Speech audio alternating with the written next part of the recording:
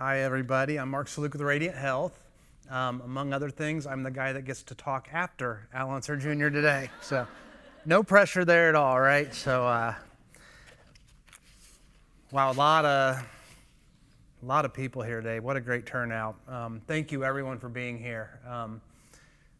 Thank you, Lisa, for the great introduction. And thank you, Mr. Unser, for coming to Marion, Indiana to speak with us today. Not sure how often you make it to Marion, but I figured it was, yep. So like Lisa said, I am a supervisor at Radiant Health. I've been here around 5 years now. Yes, I was born and raised in this community.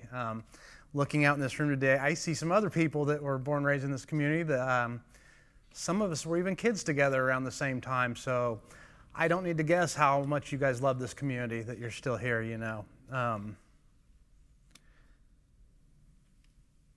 I see those of you out here today who I feel like I've known, wow, since I was a kid. I don't want to put ages on it or anything, but some of you were around very important pieces of this community when I was young and growing up.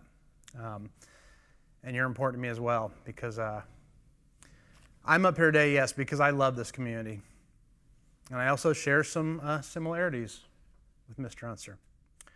And I know what you're all thinking right now, but I did not win two Indy 500s. That's not... I didn't even win one, actually, okay? And I'm not a renowned race car driver, but I believe in being honest today, so I wanted to get that out there. But listening to his story today, you know, I look over at you and I see a miracle. A survivor of the vicious disease of addiction. And I look around here today and I see other miracles. Other friends that I've known in this work, you know, through friendships and through my own journey in recovery. Part of the reason I care so much about the work we do at Radiant Health, it is personal. What Mr. Unser and I share in common is that we've both dealt with those demons of addiction in our walks in life. In 2007, I was careening one blackout to the next toward becoming a statistic. Depending on where you look, the National Center for Drug Abuse Statistics says there's 95,000 alcohol-related deaths reported annually. That translates to roughly 261 deaths a day. You can find higher statistics, as many as 108,000 a year. You go to the CDC, it'll go up to as many as 178,000. But any way you look at it, you can't argue that's a lot of people. And that's the kind of statistic I was on my way to becoming. The disease of addiction, it truly is a baffling thing. There was never a point when I was growing up that my parents sat down with me, and I know several of you in here remember my mother. She set the bar high for me, but never did she and my dad sit me down so we could plot out how best I could become an addict and destroy my life. That was nothing we sat down together and did, you know, at family dinners or anything. There was never a conversation where I saw my future self, you know, involving things like one story I often tell is when I drank hot vodka from a plastic bottle in an airport parking lot. You know, it's not something that a lot of people think sounds like fun, right? Multiple OWIs. But that's where I found myself. I started to drink and use drugs because it made me enjoy life more. It made me feel like I belonged, like I was loved and accepted. And then it didn't. But by the time I got to that point, no matter how hard I tried, I couldn't stop. So there I was, nearly 17 years ago now, and I was trapped in a prison, like Mr. Unser spoke about today, one in my mind that extended into my entire world. I couldn't leave my home and function in the morning until I drank or used a substance. I was stuck in the full-blown throes of alcoholism. So I sped down this seemingly inevitable path, crawling one dreary drunk to the next, digging my grave a bottle at a time. There were other options, jails and psych wards, but they didn't really scream out as appealing alternatives. And just as there wasn't a set day, week, or month when I crossed that invisible line from fun-loving hard partier into addiction, there wasn't an exact moment that the miracle of recovery began for me. There was another arrest, followed by another painful physical and mental withdrawal.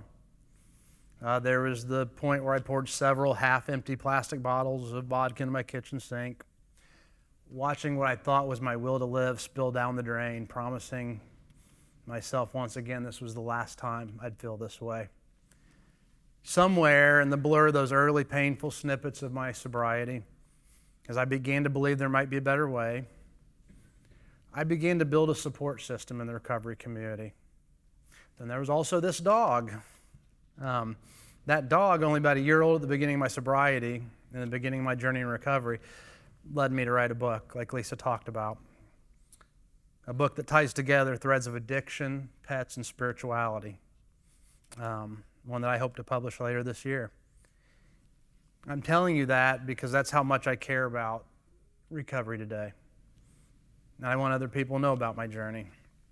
I was very blessed in this community because recovery is so strong for a small community like Marion. We have AA, NA, Celebrate Recovery, Hope House Ministries, and more. We have the Grace House, a men's recovery home that Radiant Health oversees. We have an established drug court, veterans court, reentry court that works in conjunction with our strong addictions programs at Radiant South, formerly known as Milestone. I know what these programs do for people today, and I specifically know what Milestone was doing back in 2008 because that's where I ended up after that last OWI. After that last bottle got poured down the drain, I was still spiritually sick and struggling to understand that complete abstinence from substances was the only way to sobriety for me. So I walked in there scared, uncertain. I met a therapist who helped open the smallest crack in a door to becoming a better version of myself. I combined that with the support system I was building through the local recovery community. It was in that outpatient setting that I realized I needed to become completely honest about my substance use to truly claim my sobriety. And it was in that setting that I made the decision that I was going to be a statistic, but that statistic was going to represent the small, slim percentage of those who remain sober. I think Dennis Allen often remembers that story. When we talk about we were in a room together and there was about 10 or 15 of us, and I said, I'm sorry to the rest of you, but I'm going to be that one that makes it. Because he continues to bring that up to me today. And he's here today, which is just awesome because over the years, he started asking me to come in and talk to his groups about recovery. So I'm not in the system anymore. I'm not forced to go to this place anymore. I'm making that choice to go in there. Eventually, he became a mindfulness mentor to me, and we lead mindfulness groups together today. But what I'm talking about today, though, it's not about one therapist. It's really not even about me. It's about what we do and continue to do at Radiant Health. And this is why we need your help. I just don't know how it might have worked out for me if I hadn't had that specific building block in my journey of recovery. Had the court system just told me, go to AA or NA and sent me back into freedom to do as I wished, I don't know if I would have made it early on like that. I guess I'm an example of someone who needed that extra piece to create the life recovery that continues to flourish for me today in my personal and work life. The programs we offer help bridge those struggling between the courts and their reentry into society. I was so blessed to build that strong support system in the community, with Milestone being there, and everything Radiant Health offers, it's of utmost importance. I have this calendar at home. It's got different inspirational quotes for each month, and I kind of make those my mantras each month. This month, it's always believe the most favorable outcomes are possible. And that's kind of how I had to look at my journey and my recovery. It's kind of how I look at my job today. Working with the team who sees people with the same day process, we see people when they come in to start services with us each day. I mean, I'm at the forefront of seeing that for many of these people, we are their last step. They need us. I usually send myself daily to-do lists, and working at Radiant Health, often that's more than one daily to-do list that I'll send many of those to myself. So I'm challenging all of you today to do a to-do list with me. First of all, your reading list has likely grown. If you haven't read Mr. Unser's book yet, that's on your list, and obviously you'll be adding mine to that list too when it comes out, right? So put those things on your reading list. That to-do list, also on that list, is how can you contribute to help us continue what we're doing, to help those suffering from mental health and substance use. I'm not going to say I got a second chance. I'm not going to say I got a third chance, a fourth chance, or a 100th chance. because I had too many chances at that point. What I got was another chance, and maybe it was even a last chance as I look back today. The way I honor that today is I give back through my work and my personal life, trying to continue to work with others who struggle. I was listening to someone last night talking about how we each have our specific talents we bring to the table in helping to save lives. He said, you make your contribution, I'll make mine, and together we might save a life. I can't believe that literally last night before I came here and talked today, that's what I heard somebody say, but it just made so much sense to me. So I'm asking you today to make a contribution to Radiant Health so we can keep doing the things we do. And I've conveniently got these things up here to show you. They're all on your tables. There's different ways you can give. It's cash or check, credit card, online. There's these envelopes. I think Iris even said you can just leave a credit card on the table. She'll get it back to you later, right?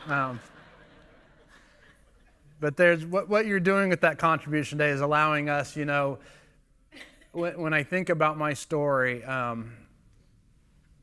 again, I needed that peace. I needed what I got from what we call Radiant Health today. I needed that in my journey. It helped me to get to the point I am today. So, again, thanks to all of you for being here today. What a great crowd to look out and see today. It makes me brim, with happiness to know this many people care about our ongoing journey as we try to help people a day at a time to save lives and do the work we do. So thank you all.